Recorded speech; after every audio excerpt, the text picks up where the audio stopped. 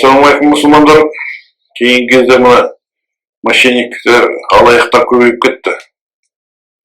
Мына кәпірлердің жасаған, әсіресе Америкада шығатын витаминдер дейді, бак дейді, биологически активный добавка дегендерді сатып халықты алдауда. Егер де мектептің биология курсын қайтадан оқып шықсаңыздар, онда ойланыңыздар, ауызға салынған тамақ ауыздағы ферменттерменен араласып асқазанға барады.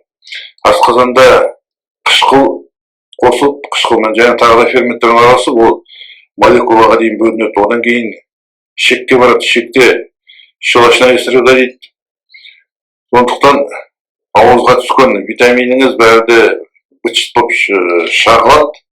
Сосын қанменен барады да, клеткалар бар, ол қайтадан жасайтын, сол қайтадан өзіне не керек, соны жасап шығарады. Сондықтан сіздердің ішіп жатқан витаминдеріңіз, биологически активный добавка дейді, бәрі бұл таза бизнес, сіздерге ешқандай пайдасы жоқ.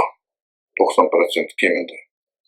Ал егер витаминді уколменен алатын болсаңыз, внутримышечно немесе венаға салсаңыз, онда бұл 100% пайдасы болады.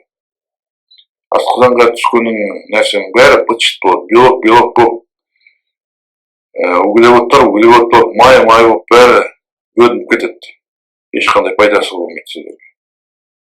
Сондықтан алаяқтарға сеніп, ақшаларыңызды босқа далаға лақтырмаңыздар.